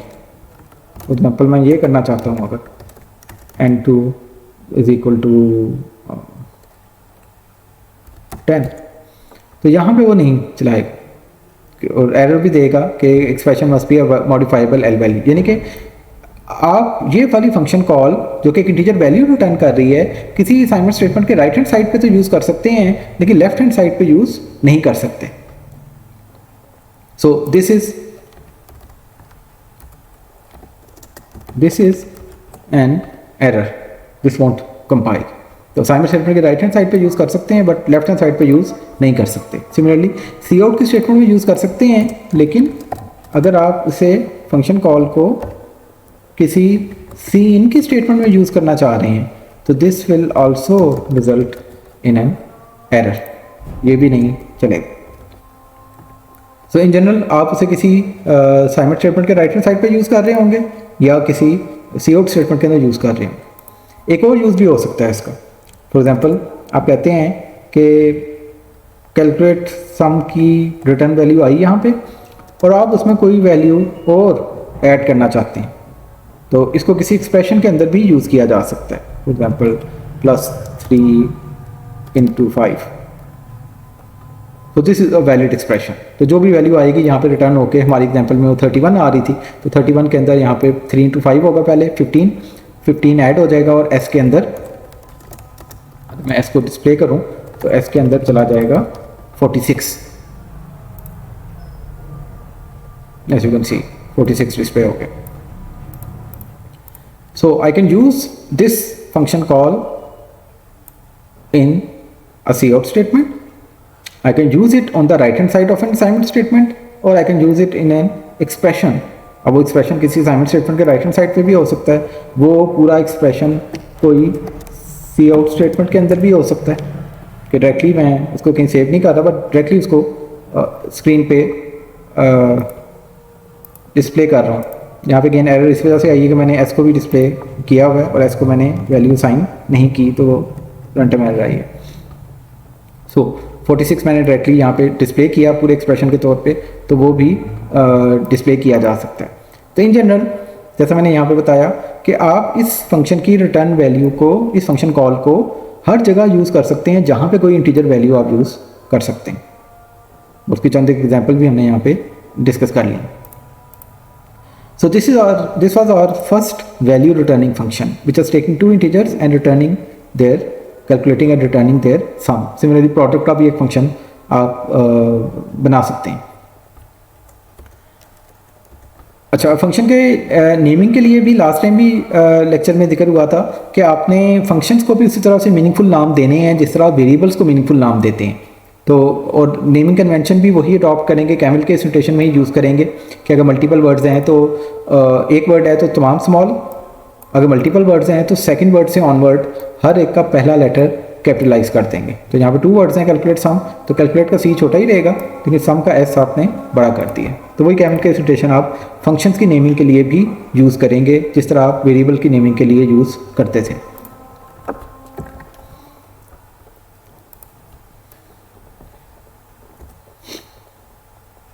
एक और काम जो आप कर सकते हैं कि you can implement a function find largest, क्योंकि 2 इंटीजर वैल्यूज ले रहा होगा और उनमें से जो बड़ी है उसको रिटर्न कर रहा होगा। इसको ज़रा खुद इंप्लीमेंट करने की कोशिश कीजिएगा। सिमिलरली फाइंड स्मॉलेस्ट भी इंप्लीमेंट कर सकते हैं जो कि 2 इंटीजर लेगा और उसमें से स्मॉलेस्ट वैल्यू रिटर्न करेगा। तो इस फंक्शन को खुद से इम्प्लीमेंट कीजिएगा। तो टू डू लिख रहा हूँ, ये आपने करना। सो रिटर्न की statement causes a function to end immediately, जो भी वैल्यू आप रिटर्न कर रहे हैं उसके साथ वो फंक्शन टर्मिनेट कर जाता है। अच्छा, यहाँ पे इस एग्जांपल में इसने रिटर्न का एक और इस्तेमाल दिखाया है। बहुत कम रिटर्न इस तरह से यूज़ होता है, बट अगेन चूँकि किताब ने डिस्कस किया है, हम भी डिस्कस कर लेते हैं। यहाँ पे उसने फंक्शन लिखा है डिवाइड। डिवाइड के नाम से रिटर्न टाइप इसकी वॉइड ही है, दो डबल वैल्यूज़ लेता है और ये न्यूमरेटर है, ये डिनोमिनेटर है, और उसके रिजल्ट को स्क्रीन पे डिस्प्ले करता है, जिस तरह हमने सम का फंक्शन लिखा था, इस तरह ये डिवाइड का है। यूजर से दो नंबर लेता है, num1 में num2 में, उसको डिवाइड का फंक्शन कॉल कर देता है। नाउ एज टू नो कि डिनोमिनेटर अगर जीरो हो तो डिवीजन डिफाइन नहीं होती। सो अगर आप C++ में भी किसी भी लैंग्वेज में अगर जीरो के साथ डिवीजन करेंगे तो रन टाइम एरर आएगी, इसको ट्राई भी कर सकते हैं खुद। तो उसने यहाँ पे चेक लगाया है कि अगर आर्गुमेंट 2 जो कि डिनोमिनेटर है अगर वो जीरो है तो वो एरर मैसेज डिस्प्ले कर देता है, डिवीजन नहीं करता और वहीं से रिटर्न कर जाता है। तो नाउ अगर आर्गुमेंट 2 जीरो होगा सो ये वाली कंडीशन ट्रू हो जाएगी, ये मैसेज डिस्प्ले होगा, sorry I can not divide by zero and function will return. अच्छा, अब यहाँ पे वाइड फंक्शन है लेकिन इसमें भी रिटर्न की स्टेटमेंट यूज़ कर रहा है, तो यहाँ पे रिटर्न की statement is acting as the function terminating statement. ये फंक्शन को टर्मिनेट करने के लिए यूज़ की जा रही है, क्योंकि वैल्यू तो ये कोई रिटर्न कर भी नहीं सकता। तो अगर आप वाइड फंक्शन से कोई रिटर्न 1 या 2 या कोई भी वैल्यू यहाँ पे लिख देंगे, रिटर्न 0 भी 1 करने की कोशिश करेंगे तो एरर देगा। सो सिंपल रिटर्न की स्टेटमेंट भी आप यूज़ कर सकते हैं, and simple return statement will terminate the function. जिस भी फंक्शन में लिखी गई है, अगर मेन में लिखी गई है तो मेन टर्मिनेट हो जाएगा, that is your program terminate हो जाएगा, और अगर डिवाइड के फंक्शन में लिखी गई है तो डिवाइड का फंक्शन टर्मिनेट हो जाएगा और वापस को कंट्रोल कहाँ चला जाएगा, जिसने इसे कॉल किया था वहाँ पर चला जाएगा। सो इन दिस केस उसने रिटर्न का इस्तेमाल किया है, लेकिन आई वुड रिकमेंड कि इस तरह से रिटर्न का इस्तेमाल आपने नहीं करना। तो ये एक और चीज़ है जो कि आपको इस कोर्स में यूज़ करने से मना की जा रही है कि इस तरह से रिटर्न का इस्तेमाल आपने नहीं करना। तो अगर आपको कहा जाता है कि यही लॉजिक इंप्लीमेंट करें लेकिन रिटर्न यूज़ किए बगैर, तो आप कैसे करेंगे? आप यहाँ पे ये स्टेटमेंट इस तरह ही लगाएंगे, चेक इस तरह ही लगाएंगे, सी आउट सॉरी वाला मैसेज, ये वाली स्टेटमेंट नहीं लिखेंगे, रिटर्न की स्टेटमेंट नहीं होगी, और ये वाला स्टेटमेंट, ये वाली सी आउट की स्टेटमेंट इस इफ़ के एल्स में चली जाएगी कि ये वाला काम सिर्फ तभी करो अगर आर्गुमेंट 2 0 नहीं था, यानी कि डिवीजन मुमकिन थी, तो तभी डिवीजन करो। तो सिंपल इफ एल्स के थ्रू ये काम किया जा सकता है रिटर्न को यूज़ किए बगैर भी। तो आई वुड रिकमेंड कि आप उसी तरह से करें, इफ एल्स ही यहाँ पे इस किस्म के सिनेरियो में यूज़ करें, ना कि रिटर्न को इस तरह। तो हम इस कोर्स में रिटर्न की स्टेटमेंट वैल्यू रिटर्निंग के लिए ही यूज़ करेंगे। रिटर्न की स्टेटमेंट की ये वाली फॉर्म हम डिस्करेज करेंगे इस कोर्स में यूज़ करना। उसके बाद यहाँ पे सेक्शन 6.8 में 6.7 में से उसने यही यूज़ दिखाया उसका कि फंक्शन टर्मिनेट करने के लिए यूज़ की जाती है। अब यहाँ पे उसका वो वाला इस्तेमाल है जो कि अभी हमने देखा कि आप वैल्यू रिटर्न करने के लिए यूज़ कर सकते हैं। और अगेन ये विजुअल रिप्रेजेंटेशन है किसी भी फंक्शन की। फंक्शन इज अ बॉक्स है, arguments can be treated as, जिनको हम पैरामीटर्स कहते हैं फंक्शन में पहुँच के। कॉलिंग फंक्शन में उनको आर्गुमेंट कहा जाता है और फंक्शन में जब पहुँच जाते हैं तो उनको पैरामीटर्स कहते हैं। तो फंक्शन कैन टेक 0 और मोर पैरामीटर्स और उनके ऊपर कोई एक्ट करता है, कोई प्रोसेसिंग करता है, and function at the end returns 0 और 1 वैल्यू। यानी कि एट द एंड फंक्शन हो सकता है 0 वैल्यूज रिटर्न कर रहा हो, जिस तरह के हमारे ये काफ़ी सारे फंक्शन थे, ये कोई वैल्यू रिटर्न नहीं कर रहे थे वॉइड फंक्शन से, या कोई फंक्शन एक वैल्यू रिटर्न कर सकता है। फंक्शन एक से ज़्यादा वैल्यूज रिटर्न नहीं कर सकता। फंक्शन एक से ज़्यादा पैरामीटर्स तो ले सकता है, लेकिन वैल्यू वो रिटर्न किसी भी टाइप की एक वैल्यू ही कर सकता है। लेकिन इंट रिटर्न अगर मैं डबल कर दूंगा तो वो डबल टाइप की वैल्यू ही रिटर्न करेगा, इन टाइप की वैल्यू रिटर्न नहीं करेगा। सो वही चीज़ यहाँ पर इलिस्ट्रेट कर रहा है कि एक से ज़्यादा पैरामीटर्स आ सकते हैं फंक्शन में, लेकिन रिटर्न वैल्यू एक ही होगी। उसके बाद ये सिंपल वही सम का फंक्शन उसने लिखा है जिस तरह का हमने अभी लिखा। दो पैरामीटर्स हैं, num1 num2 दोनों का सम कर रहा है, रिजल्ट नाम के वेरिएबल में सेव कर रहा है, उसको रिटर्न कर रहा है। रिटर्न की स्टेटमेंट से मुतालिक बाकी चीज़ें बता रहा है। इस सेक्शन को भी एक बार रीड थ्रू ज़रूर कर लीजिएगा। और फिर सम का फंक्शन बना के उसने कॉल कैसे किया है वो यहाँ पे कॉल किया है लाइन नंबर 17 में। उसको वैल्यू को टोटल नाम के किसी वेरिएबल में सेव कर लेता है और फिर उसको बाद में डिस्प्ले कर देता है।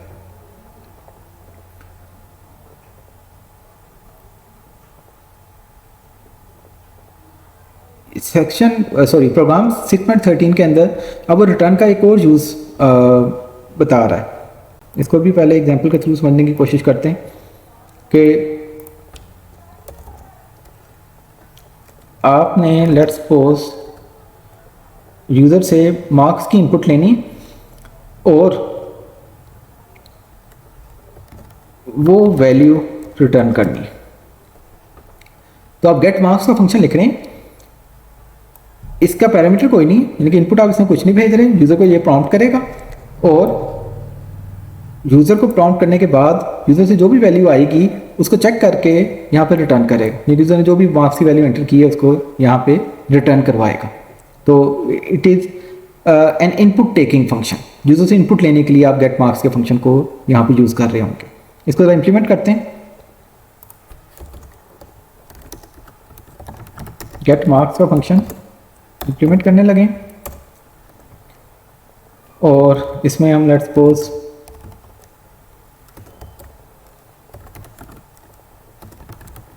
यूज़र को पहले प्रॉम्प्ट करते हैं, एक मार्क्स नाम का वेरिएबल भी यहाँ पे बना लेते हैं, एम भी रख सकते हैं यहाँ। उसके बाद आप चेक करना चाहते हैं, वैलिडेशन करना चाहते हैं मार्क्स की, कि ज़ाहिर है मार्क्स वैलिड तभी होंगे अगर वो 0 to 100 की रेंज में होंगे। 0 से छोटे यानी कि नेगेटिव भी नहीं होने चाहिए और 100 से ज़्यादा मार्क्स भी नहीं होने चाहिए। तो उसके लिए जिस तरह हम इनपुट वैलिडेशन का लूप लगाते हैं कि while m is less than 0 और m इज़ ग्रेटर दैन 100, तब तक ये इनपुट वैलिडेशन वाला लूप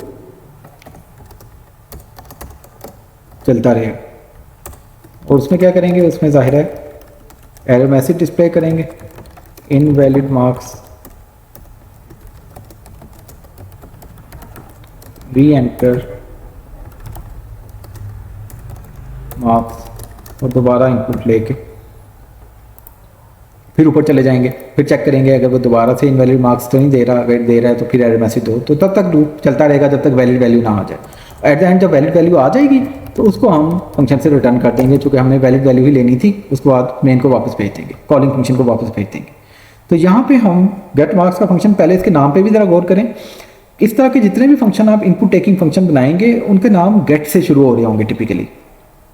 ये अगेन लैंग्वेज की कोई सिंटेक्स की रिक्वायरमेंट नहीं है, ये भी अगेन हमारी एक कन्वेंशन होगी कि इनपुट टेकिंग फंक्शन के नाम गेट से शुरू हो रहे होंगे। गेट मार्क्स, अगर आप लेट्स सपोज लेंथ और विड्थ इनपुट कर रही हैं किसी रेक्टेंगल के लिए तो गेट लेंथ, गेट विड्थ, या अभी किताब में जिस तरह उसने ये फंक्शन लिखा है गेट रेडियस, तो आपको नाम से ही इसका आइडिया हो जाएगा। मीनिंगफुल नेम यूज़ करने का फ़ायदा है कि नाम से ही आइडिया हो जाएगा कि ये रेडियस गेट करने का कोई फंक्शन है, यूज़र से रेडियस की वैल्यू गेट करने की कोशिश की जा रही है। सो हमारा फंक्शन गेट मार्क्स का है, वही कैमल के सिचुएशन में, और यूज़र से मार्क्स ज़ाहिर है गेट करने की यहाँ पे कोशिश कर रहे हैं। सो मेन में उस फंक्शन को आपने यूज़ करना है, तो मार्क्स का एक वेरिएबल बना लेंगे और आप यहाँ पे कहेंगे marks is equal to get marks. तो यहाँ पे सिर्फ एक लाइन आ रही है वेरिएबल की डेफिनेशन के अलावा, आप सिर्फ एक लाइन में फंक्शन को कॉल कर रहे हैं। तो मार्क्स की इनपुट आ रही है और वो मार्क्स के वेरिएबल में सेव होती जा रही है।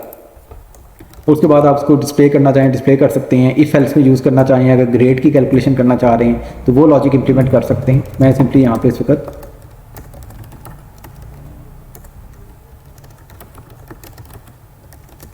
उसको स्क्रीन पे ही डिस्प्ले कर सकता हूँ। सो यहाँ से अब फ़ायदा क्या हुआ है इस फंक्शन को इम्प्लीमेंट करने का, कि यहाँ से मेन से वो तमाम लॉजिक जो कि मार्क्स की इनपुट वैलिडेशन से मुतालिक और इनपुट लेने से मुतालिक थी वो ख़त्म होगी। तो मेन एक हाई लेवल पिक्चर पेश कर रहा है आपके पूरे प्रोग्राम की। और किसी को अगर डिटेल चाहिए, कोई अगर कोड आपको पढ़ रहा है समझ रहा है, किसी को डिटेल जाननी है कि गेट मार्क्स का फंक्शन कैसे काम करता है, तो he or she can always go to the definition of the function और वहाँ पे उसकी डिटेल अवेलेबल। तो इसी को कहते हैं कि आपका प्रोग्राम फंक्शन की मदद से ज़्यादा मॉड्यूलर हो जाएगा। सो इसको चलाते हैं। मार्क्स की वैल्यू इनपुट यहाँ से मेन शुरू हुआ, गेट मार्क्स का फंक्शन कॉल हुआ। अब गेट मार्क्स का फंक्शन कॉल हुआ है तो उसने मुझे प्रॉम्प्ट कर दिया एंटर मार्क्स। मैं पहले कोई इनवैलिड वैल्यू एंटर करता हूँ -5, तो एरर मैसेज प्रिंट किया और दोबारा मार्क्स एंटर करने का कह रहा है। मैं 100 से कोई बड़ी वैल्यू एंटर करता हूँ, लेट्स सपोज 140, वो भी इनवैलिड है। Now let's input a valid value, let's suppose I enter 82, तो उसके बाद लूप टर्मिनेट हुआ, ये लूप टर्मिनेट हुआ, उसने वैल्यू जो 82 एंटर की थी वो रिटर्न की, और जो वैल्यू रिटर्न की थी वो फाइनली इधर आके मार्क्स नामी वेरिएबल में सेव हो गई। उसके बाद मैंने उसे स्क्रीन पे डिस्प्ले कर दिया, तो मार्क्स जो एंटर्ड आर 82 स्क्रीन पे डिस्प्ले हो गया मेन के थ्रू। ये वाली पहली 3 लाइनें उस गेट मार्क्स के फंक्शन ने डिस्प्ले की हैं। पहले प्रॉम्प्ट किया, फिर एरर दी, पहली इनवैलिड इनपुट थी, फिर एरर दी, दूसरी भी इनवैलिड इनपुट थी, फिर वैलिड इनपुट ली, उसको रिटर्न किया, और फाइनली ये लास्ट लाइन मेन में डिस्प्ले की जा रही है। तो इस तरह से आप एक तरीका ये वैल्यू रिटर्निंग फंक्शन इस तरह से भी यूज़ होते हैं कि आप उसे कुछ पैरामीटर्स दें, उनके ऊपर कुछ कैलकुलेशन करके, कुछ वर्किंग करके वो आपको कुछ रिजल्ट ला के दे। एक से ज़्यादा पैरामीटर्स लेगा लेकिन वैल्यू सिर्फ एक रिटर्न करेगा।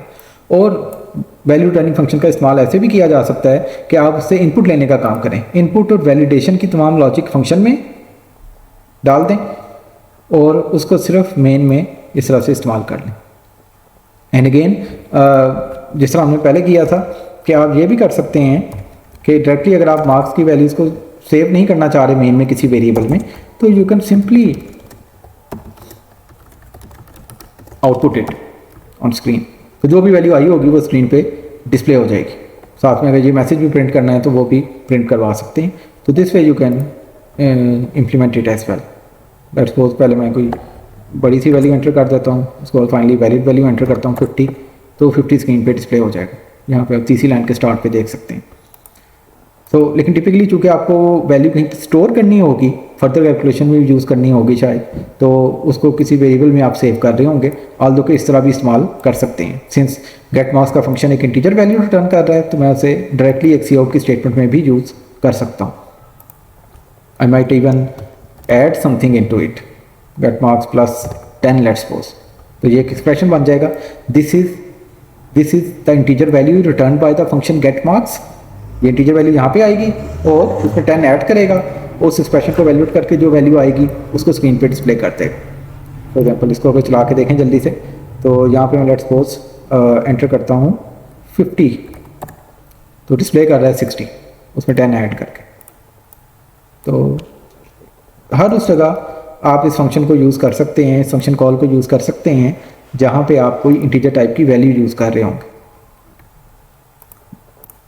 बुक की एग्जांपल की अगर बात करें तो यहाँ पर गेट रेडियस का फंक्शन लिख रहा है और एक स्क्वायर का फंक्शन उसने लिखा है। गेट रेडियस का फंक्शन अगेन इनपुट लेने के लिए यूज़ हो रहा है। अगर उस पर देखें तो वेरिएबल डिक्लेयर कर रहा है, यूज़र को प्रॉम्प्ट कर रहा है, रिटर्न कर रहा है। वैलिडेशन नहीं की हमने अपने फंक्शन में, गेट मार्क्स के फंक्शन में वैलिडेशन की लॉजिक भी इंप्लीमेंट की थी।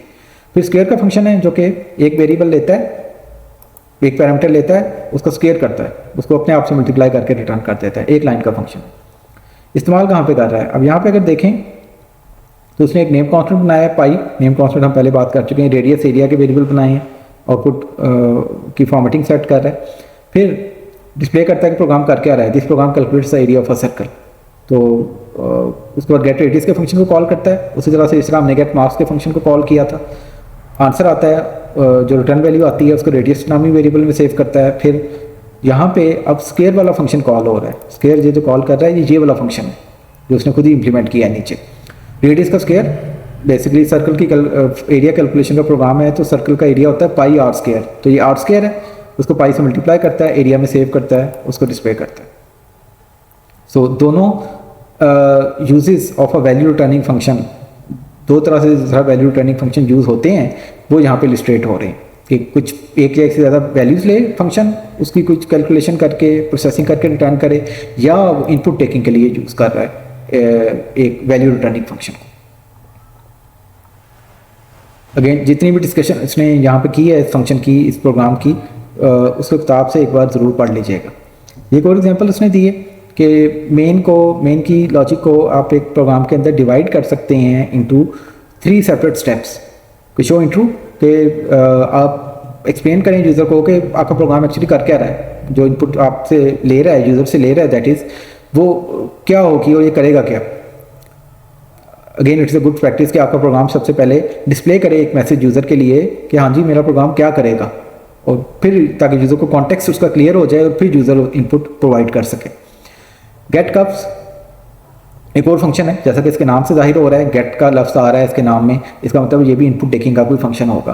कप्स टू ऑनसिस कोई कन्वर्जन कर रहा है, कोई यूनिट्स की कन्वर्जन कर रहा है from cups to ऑनसिस।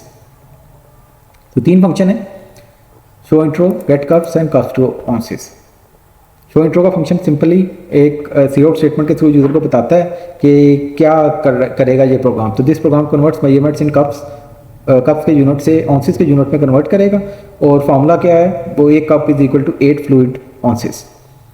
Gate cups का फंक्शन यूजर से इनपुट लेने के लिए यूज हो रहा है। और कप्स टू ऑन्सेस वाला फंक्शन क्या कर रहा है, नंबर ऑफ कप्स लेता है पैरामीटर में, उसको 8 से मल्टीप्लाई करके, चूँकि एक कप में 8 ऑन्सेस हैं एज पर दिस फार्मूला, सो उसको 8 से मल्टीप्लाई करके नंबर ऑफ ऑन्सेस रिटर्न कर देता है। अब इस्तेमाल वो कहाँ पे कर रहा है, मेन की तरफ अगर आएँ तो यहाँ पे शो इंट्रो कर रहा है लाइन नंबर 20 में। इंट्रो का मैसेज स्क्रीन पे प्रिंट हो जाएगा। गेट कप्स यूजर से इनपुट ले लेगा, कप्स टू ऑन्सेस उसको कन्वर्ट करके ऑन्सेस के वेरिएबल में सेव कर लेगा और फाइनली उसको डिस्प्ले कर देगा। तो इतनी छोटी सी लॉजिक को भी उसने देखें 3 डिफरेंट फंक्शंस में इंप्लीमेंट किया है। तो जैसे जैसे लॉजिक ऑब्वियसली बड़ी होती जाएगी तब तो और ज़्यादा फंक्शंस में आप डिकम्पोज कर सकते हैं अपने प्रोग्राम की लॉजिक को।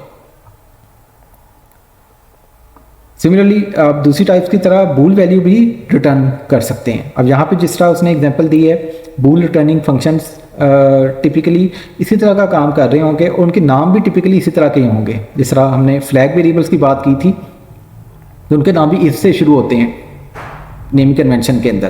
तो इस तरह ये इज वैलिड का फंक्शन है जो कि एक इंटीजर वेरिएबल लेता है, इंटीजर पैरामीटर लेता है नंबर के नाम से और उसको चेक करता है। क्या चेक करता है कि अगर वो ग्रेटर देन इक्वल टू 1 है and less than equal to 100 है तभी वैलिड है, तभी स्टेटस ट्रू कर दो, अदरवाइज फॉल्स कर दो और इवेंचुअली उस स्टेटस को रिटर्न कर देता है। सो इस वैलिड के फंक्शन को ये जो इंप्लीमेंट किया इस्तेमाल कर रहा है कि वैल्यू के अंदर 20 सेव किया, फिर इस वैलिड चेक कर रहा है कि 20 क्या वैलिड है। तो in this case since 20 is in the legal range, इस वैलिड रेंज के अंदर है तो ये वाला मैसेज प्रिंट होगा। अदरवाइज अगर वो 1 से छोटी होती वैल्यू या 100 से बड़ी होती तो ये वाला एल्स वाला मैसेज डिस्प्ले होता। Similarly, you can implement other such functions.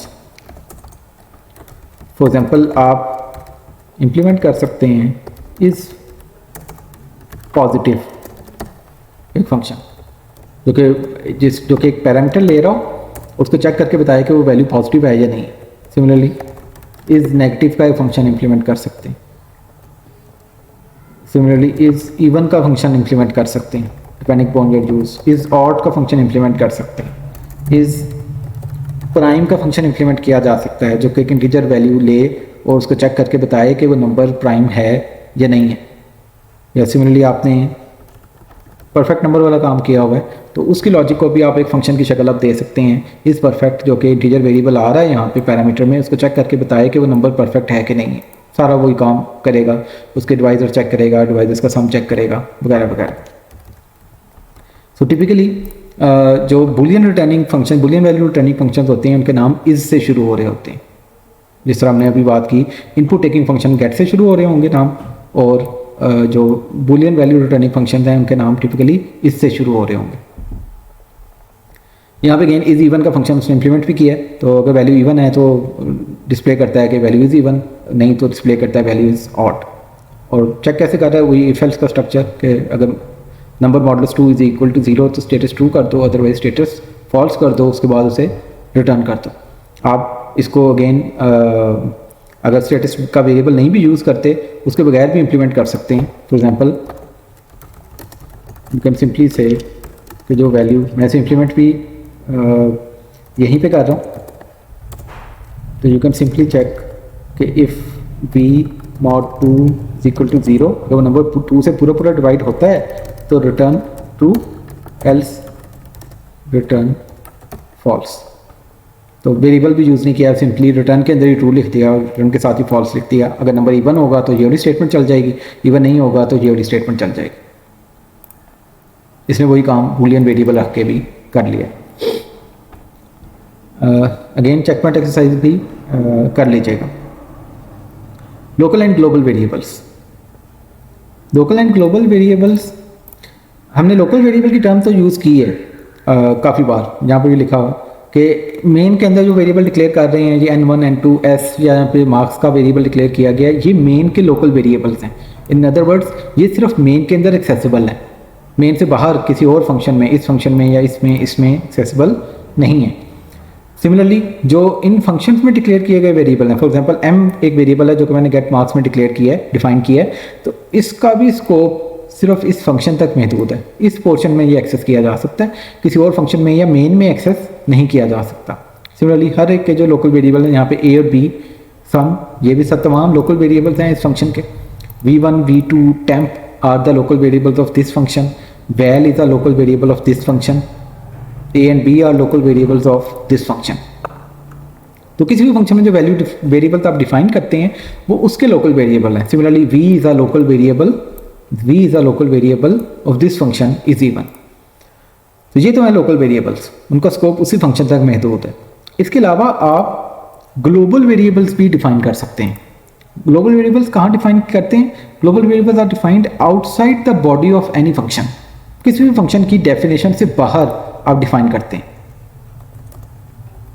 For example, मैं यहां पे एक वेरिएबल डिफाइन कर सकता हूं, let's call it global variable, और दैट्स इट। ये मैंने एक इंटीजर वेरिएबल बनाया है, तो दिस इज ग्लोबल वेरिएबल। तो अब ये कहाँ एक्सेसिबल है? This is accessible in the entire program. आपके पूरे प्रोग्राम में हर जगह एक्सेसिबल है। किसी भी फंक्शन में चले जाएं, मेन में चले जाएं या इज इवन में चले जाएं या गेट मार्क्स के फंक्शन में, गेट कैलकुलेट सम के फंक्शन में, किसी भी फंक्शन में चले जाएं, this variable will be accessible there. इसकी वैल्यू को आप वहाँ पे एक्सेस कर सकते हैं। Let us try to access it inside main. यहाँ पे एक्सेस करने की कोशिश करते हैं। यहाँ पे अभी मैंने कोई और सी आउट की स्टेटमेंट नहीं लिखी हुई, सिर्फ यही सी आउट की स्टेटमेंट है।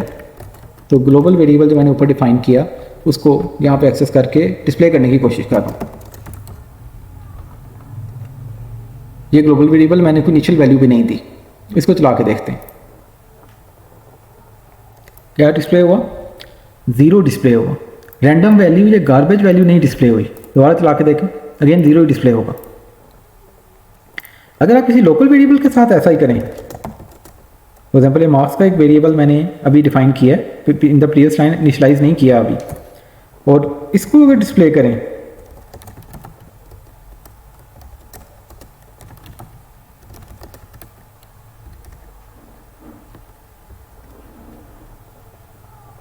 तो रन टाइम एरर आएगी, because the variable marks is being used without being initialized. जबकि ऐसी कोई एरर इस केस में, जब मैं ग्लोबल वेरिएबल को एक्सेस कर रहा हूँ उस केस में नहीं आई, और वो 0 भी डिस्प्ले कर रहा है, जंक वैल्यू भी डिस्प्ले नहीं कर रहा। Why is that? That is because of the fact कि global variable are automatically initialized. और किस वैल्यू से इनिशियलाइज होते हैं अभी आपने देख ही लिया, 2 0। इंटीजर है तो वो 0 से इनिशियलाइज होगा।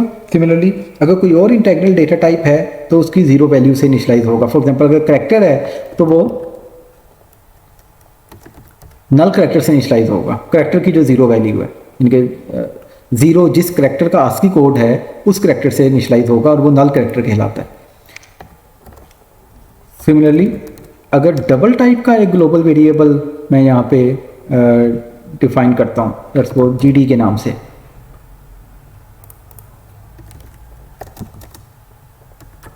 उसको भी डिस्प्ले करके देखें तो उसकी वैल्यू भी 0 ही डिस्प्ले होगी।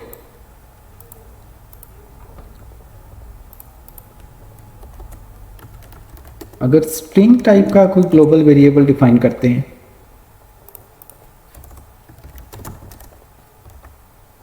उसको डिस्प्ले करते हैं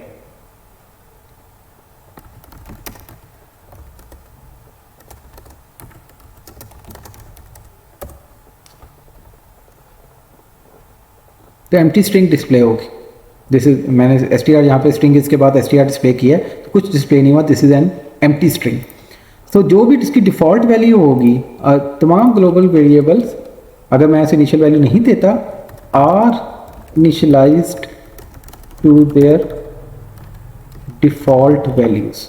and default value in the case of integer और डबल और character is 0। In the case of string it is an empty string. So ये तो हो गई डबल वेरिएबल्स की कुछ एग्जांपल। अगर आप चाहते हैं कि कोई इनिशियल वैल्यू देना चाहें तो वो भी आप स्पेसिफाई कर सकते हैं। 5 या डबल टाइप का वेरिएबल है, इसको मैं 3.2 से इनिशियलाइज कर देता हूँ, और ये स्ट्रिंग टाइप का वेरिएबल है, इसको ग्लोबल स्ट्रिंग से लेट्स सपोज इनिशियलाइज कर देते हैं। अब अगर डिस्प्ले करें और इसको एग्जीक्यूट करें तो वो वैल्यूज डिस्प्ले हो रही है 5, 3.2 और ग्लोबल स्ट्रिंग। उनको ज़ाहिर है चेंज भी कर सकते हैं। For example here I can change the value of the global variable, plus कर दें, इंक्रीमेंट कर दें, तो वो ज़ाहिर मॉडिफाई भी हो रही है। पहले 5 है, अब 6 हो गई है। सिमिलरली डबल टाइप की वैल्यू भी चेंज की जा सकती है। स्ट्रिंग टाइप का जो वेरिएबल है उसके कंटेंट्स भी चेंज किए जा सकते हैं। सो ये ऐसे वेरिएबल हैं जो प्रोग्राम के हर फंक्शन में एक्सेसिबल होंगे। बट इस तरह के हर वेरिएबल के साथ एक वार्निंग है, since it is a global variable accessible everywhere in your program, तो इसको कभी भी यूज नहीं करना। ग्लोबल वेरिएबल आपने कभी भी इस्तेमाल नहीं करने, except when they are used as named constants. अब नेम्ड कॉन्स्टेंट्स क्या हैं? कि आप कहते हैं कि मैं यहाँ पे कोई डबल टाइप का नेम कांस्टेंट बनाना चाह रहा हूँ और कांस्टेंट्स के नाम अगेन आप ऑल कैप्स में लिखते हैं। पहले भी हमने बात की थी कांस्टेंट जब भी बना रहे हैं पाई, और उसके तो मैं लेट्स सपोज 3.14 सेव कर देता हूँ। तो इस तरह से ग्लोबल वेरिएबल्स का यूज़ आप कर सकते हैं। बेसिकली यहाँ पे हम इसको यूज़ कर रहे हैं as global named constants.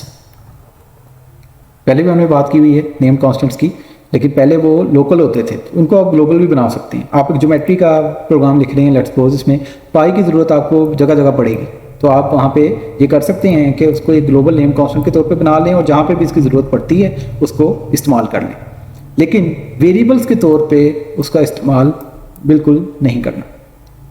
Again language का पार्ट है, लैंग्वेज आपको अलाउ करती है, लेकिन you should be again intelligent enough to not to use them. Again वजह क्या है इस चीज़ की, क्यों नहीं यूज़ करना? ग्लोबल वेरिएबल्स को इसलिए डिस्करेज किया जाता है। अच्छा, यहाँ पे किताब के अंदर लोकल वेरिएबल्स का कॉन्सेप्ट को इलस्ट्रेट कर रहा है कि अनदर फंक्शन मेन से कॉल हो रहा है, इधर भी एक नाम का वेरिएबल है, इधर भी एक नाम का वेरिएबल है। बिल्कुल हो सकता है, नाम का वेरिएबल इधर भी है और इधर भी है। मेन में जब डिस्प्ले करेंगे तो 1 है, अनदर फंक्शन में जब वो डिस्प्ले करेंगे तो 20 है, मेन में जब वापस चले जाएंगे तो फिर से ये वाला नाम एक्सेस होगा और वो 1 है। यानी कि ये फंक्शन सिर्फ इस नाम को एक्सेस कर सकता है और ये अनदर फंक्शन सिर्फ इस नाम को जो लाइन नंबर 26 में डिफाइन किया गया है इसको एक्सेस कर सकता है। This is the concept of local variables. वही बात कर रहा है विजिबिलिटी की उन वेरिएबल्स की, और उसके लाइफ टाइम की भी बात कर रहा है। ये डिस्कशन भी किताब से पढ़ लीजिएगा, समझ आ जानी चाहिए। और लोकल वेरिएबल जो पैरामीटर्स हैं वो भी लोकल वेरिएबल्स होते हैं और उनकी मदद से आप लोकल वेरिएबल्स को इनिशियलाइज भी कर सकते हैं। यानी कि यहाँ पे उसने ये इलस्ट्रेट किया है कि आप पहले रिजल्ट को डिक्लेयर कर रहे हैं, उसके बाद उसमें वैल्यू असाइन कर रहे हैं। You can simply assign, you can simply initialize the variable result with the sum of num1 and num2 which are the 2 parameters. Then global variables बता रहा है, यहाँ पे उसने ग्लोबल वेरिएबल बनाया है लाइन नंबर 8 में int num is equal to 2। इसका अब इफेक्ट देखिएगा और कंपेयर कीजिएगा उसको इस प्रोग्राम से 6.16 से। तो we are talking about program 6.17। 2 एक ग्लोबल वेरिएबल बनाया है, मेन में डिस्प्ले किया है, जाहिर है 2 डिस्प्ले होगा। यहाँ पे लाइन नंबर 1 में देखें आउटपुट अनदर फंक्शन कॉल हुआ। अब अनदर फंक्शन के अंदर भी अपना कोई नाम नहीं है, उसने उसी नाम को एक्सेस किया तो वो 2 है, उसको 50 कर दिया तो वो चेंज हो गया, वो 50 डिस्प्ले करेगा इधर। और उसके बाद जब ये फंक्शन टर्मिनेट हुआ वापस मेन में गए तो मेन में जो लाइन नंबर 14 है जिसकी आउटपुट यहाँ पे लाइन नंबर 4 में नज़र आ रही है आउटपुट वाले पोर्शन में, ये भी चेंज हो गया क्योंकि एक ही वेरिएबल की बात हो रही है। मेन भी उसी नाम की बात कर रहा है, उसी को एक्सेस कर रहा है, और अनदर फंक्शन भी उसी को एक्सेस कर रहा है और उसी को मॉडिफाई भी कर रहा है। So therefore, since the variable is shared across all the functions of the program, so any change made by one function into the value of this variable is seen by all other functions. Since उसका box एक है, वो memory में एक जगह बना हुआ है और हर फंक्शन उसी को वहाँ से एक्सेस कर रहा है। Now this might be problematic in some instances. कोई एक फंक्शन गलती से आपके किसी ग्लोबल वेरिएबल को चेंज कर देता है, वहाँ पे आपने कोई वैल्यू स्टोर करवाई थी जिसकी ज़रूरत आपको बाद में पढ़नी थी, क्रूशियल वैल्यू थी आपके प्रोग्राम के लिए, और कोई भी फंक्शन उठ के उस वैल्यू को तब्दील कर सकता है, रीड भी कर सकता है और चेंज भी कर सकता है। देयरफॉर अगर प्रोग्राम में कोई एरर आ जाती है, आपके प्रोग्राम आपका डिजायर्ड काम नहीं कर रहा, तो आपको पूरे प्रोग्राम के तमाम फंक्शन देखने पड़ेंगे जो भी ग्लोबल वेरिएबल्स को यूज़ कर सकते हैं, और जाहिर है तमाम फंक्शन ग्लोबल वेरिएबल को एक्सेस कर सकते हैं। तो आपको तमाम फंक्शंस में जाके एरर की वजह ढूंढनी पड़ेगी, which will be very time consuming. So that is one reason why global variables are discouraged, because through them data of that global variable is shared across all the functions of your program, which is not a desirable thing. यहाँ पे वो global variable की automatic initialisation को बता रहा है कि global नाम के नाम से उसने एक वेरिएबल डिफाइन किया है, इनिशियल वैल्यू नहीं दी है, तो उसकी वैल्यू क्या होगी, वो ज़ीरो है, जैसा कि हमने भी अपनी एग्जांपल्स में इसे देख लिया। और ग्लोबल वेरिएबल्स क्यों नहीं यूज़ करने, उसकी 3 रीज़न उसने यहाँ पे एक्सप्लेन किए हैं। Number 1, global variable make debugging difficult, क्योंकि हर प्रोग्राम में एक ग्लोबल वेरिएबल को हर जगह से एक्सेस किया जा सकता है। देयरफॉर वही प्रॉब्लम जो अभी मैंने इलस्ट्रेट किया कि मसला कोई आ गया है, कोई बग आ गया है, कोई प्रॉब्लम आ गया है, तो आपको तमाम प्रोग्राम को जाके देखना पड़ेगा कि मसला किस वजह से आ रहा है, किस लाइन की वजह से आ रहा है, किस फंक्शन की वजह से आ रहा है। नंबर 2 कि प्रोग्राम फंक्शंस जो ग्लोबल वेरिएबल्स यूज़ करते हैं वो उन पे डिपेंडेंट होते हैं। तो इसका मतलब है कि अगर उस फंक्शन को यूज़ करने का एक मेजर एडवांटेज जो हमने डिस्कस किया था वो था कोड रीयूज़, कि आप चाहते हैं कि वो फंक्शन किसी और प्रोग्राम में भी आप यूज़ कर सकें, लेकिन अगर वो फंक्शन ग्लोबल वेरिएबल की वैल्यू पे डिपेंड कर रहा है, जैसा कि ये वाला फंक्शन था, अनदर फंक्शन ग्लोबल वेरिएबल को यूज़ कर रहा है, अपना कोई इसका लोकल वेरिएबल नहीं है, तो इसको आप किसी दूसरे प्रोग्राम में जाके यूज़ उस वक्त तक नहीं कर सकेंगे जब तक कि उस प्रोग्राम में भी नाम का एक ग्लोबल वेरिएबल ना हो। तो these global variables also hinder the code reuse aspect of functions। ये कोड रीयूज़ की जो फंक्शनैलिटी है उसको भी ये ख़त्म कर देते हैं किसी हद तक, कि रीयूज़ करना फंक्शंस को उतना आसान नहीं रहता। आपको फंक्शन अगर दूसरे प्रोग्राम में लेके जाना है तो साथ में उसके ग्लोबल वेरिएबल भी दूसरे प्रोग्राम में लेके जाने पड़ेंगे। और फाइनली ग्लोबल वेरिएबल्स की मदद से अगर आपका प्रोग्राम आपने ग्लोबल वेरिएबल्स यूज़ किए हैं तो program becomes harder to understand, because हर फंक्शन उस वेरिएबल की वैल्यू को चेंज कर रहा है और आपको नहीं पता उसके अंदर कोई गार्बेज वैल्यू आ गई है, इनवैलिड वैल्यू आ गई है, तो वो कहाँ से आई है। तो debugging is difficult and understanding of the program is difficult as well. So in general, बल्कि हमेशा आपको ग्लोबल वेरिएबल्स कभी भी यूज़ नहीं करने, किसी भी प्रोग्राम में कभी भी यूज़ नहीं करने। Everywhere you have to use local variables. और अगर एक फंक्शन से दूसरे फंक्शन में डेटा भेजना है तो आप पैरामीटर्स का सहारा लेंगे, पैरामीटर के थ्रू डेटा पास करेंगे, और अगर वापस वैल्यू लेनी है तो उसके लिए रिटर्न वैल्यू का सहारा लेंगे, रिटर्न वैल्यू इस्तेमाल करेंगे। Never ever use global variables except when they are used as global constants. Global constant के तौर पे आप यूज़ कर सकते हैं। अब यहाँ पे अगेन उसने 3 ग्लोबल कॉन्स्टेंट्स लाइन नंबर 7, 8 और 9 में डिफाइन किए हैं। कोई पे रेट का प्रोग्राम लिख रहा है जिसमें पे रेट एक है जो कि फिक्स्ड है, लेट्स सपोज पूरे प्रोग्राम के लिए, उसको यहाँ पे कांस्टेंट डिफाइन कर लिया है। बेस आवर्स, एक वीक में कितने आवर्स कोई एम्प्लॉई काम करता है कम से कम, वो 40 हैं।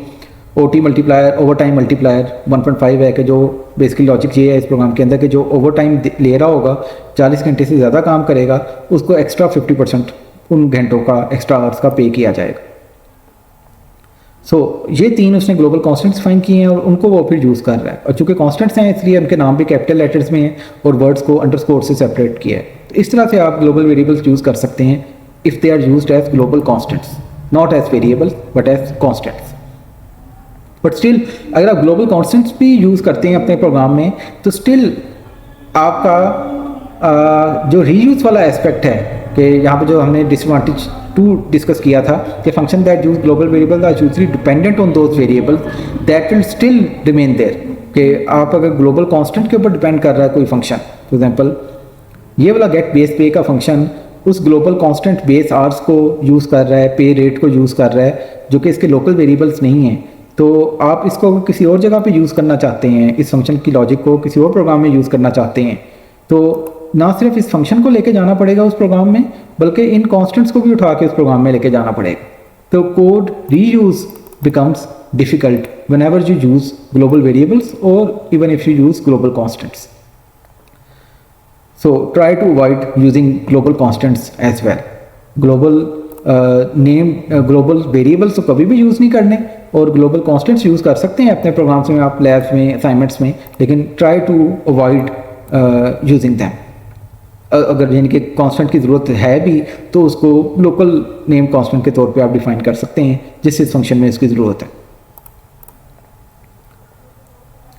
यहाँ पे एक और एस्पेक्ट इलस्ट्रेट कर रहा है इसी सेक्शन 6.10 के अंदर, local and global variables with the same name, कि आपने अगर एक ग्लोबल वेरिएबल बनाया है उसका नाम भी वही है। यहाँ पे मैं एग्जांपल के लिए एक छोटा नाम यहाँ पे यूज़ कर लेते हैं, let's suppose num is equal to 5।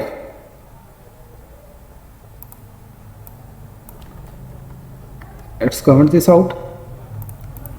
अब मेन में आके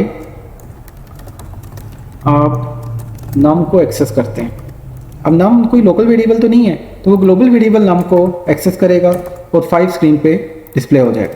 तो इस स्टेटमेंट के कॉरस्पॉन्डिंग 5 स्क्रीन पे डिस्प्ले होना चाहिए। इसको भी हम चला के भी देख लेंगे।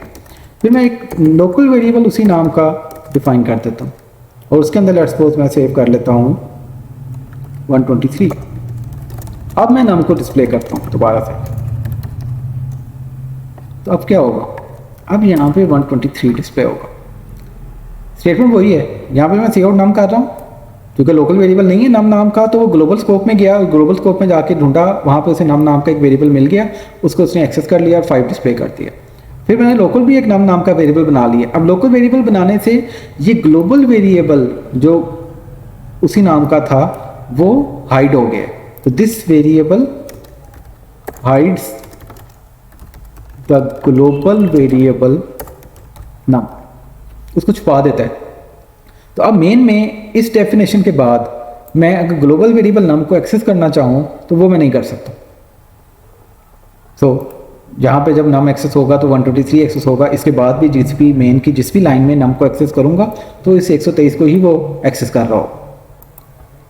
चला के भी देख लेते हैं कि पहली लाइन में जब मैंने वेरिएबल num को डिफाइन करने से पहले, लोकल वेरिएबल num को डिफाइन करने से पहले num को डिस्प्ले किया तो वो ग्लोबल वेरिएबल की वैल्यू डिस्प्ले हो रही है 5।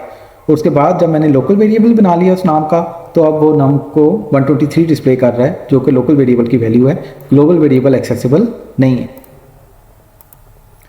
सो दिस एग्जांपल इलस्ट्रेट्स कि अगर आपके पास उसी नाम का लोकल वेरिएबल भी हो जिस नाम का ग्लोबल वेरिएबल है तो लोकल वेरिएबल उस आउटर ग्लोबल वेरिएबल को हाइड कर देता है, छुपा देता है। अब अगर यहाँ पे एक और काम करते हैं, लेट्स सपोज आउटर यानी कि ग्लोबल ब्लॉक में, ग्लोबल स्कोप में कोई भी नाम का वेरिएबल नहीं है। अब क्या होगा यहाँ पे, अब यहाँ पे एरर आएगी। आप प्रोग्राम कंपाइल करेंगे तो एरर आएगी कि यहाँ पे चूंकि लोकल वेरिएबल नाम अभी तक डिफाइन नहीं हुआ, आप उससे पहले ही नाम को एक्सेस करने की कोशिश कर रहे हैं, तो compiler will give an error के नाम का तो कोई वेरिएबल नहीं है। और यहाँ पे जब डिफाइन हो जाएगा तो उसके बाद जाहिर है 123 उसकी वैल्यू आपको दिखाई देगी। Let us reintroduce this global variable, now the error should be gone. अगर लोकल वेरिएबल num से ग्लोबल वेरिएबल num हाइड हो गया तो उसको एक्सेस करने के लिए एक काम आप और कर सकते हैं। अगर मैं num एक्सेस करूंगा तो इट विल डिस्प्ले 123, लेकिन अगर मैं चाहता हूं ग्लोबल वेरिएबल उसी नाम का एक्सेस करना जो कि इसकी वजह से हाइड हो गया है, तो I can use this way around. Double colon ये एक स्पेशल ऑपरेटर है, उसके बाद उस वेरिएबल का नाम लिखते हैं num जिसको आप एक्सेस करना चाह रहे हैं। तो this way you are telling the compiler कि मुझे लोकल वेरिएबल num नहीं बल्कि ग्लोबल वेरिएबल उसी स्कोप का जो ग्लोबल स्कोप में num वेरिएबल है वो ला के दो। तो यहाँ पे आप आउटपुट में अगर ऑब्जर्व करेंगे तो तीसरी आउटपुट की स्टेटमेंट का रिजल्ट अब 5 आएगा। इसको चला के देखते हैं, ये देख लीजिए पहली स्टेटमेंट से 5 डिस्प्ले हुआ, फिर num लोकल बन गया, वो 123 डिस्प्ले हुआ, और फिर चूँकि मैंने इस ऑपरेटर के थ्रू उसे बता दिया है कि वो ग्लोबल वेरिएबल को एक्सेस करे, तो अब वो ग्लोबल वेरिएबल 5 की वैल्यू को लेके आ रहा है। तो it's not a big issue. और चूँकि ग्लोबल वेरिएबल्स आपने यूज़ ही नहीं करने, सो इस तरह के काम की आपको टिपिकली ज़रूरत नहीं पड़ेगी, लेकिन किसी जगह पर ज़रूरत पड़ती है तो इस तरह से आप उसे एक्सेस कर सकते हैं।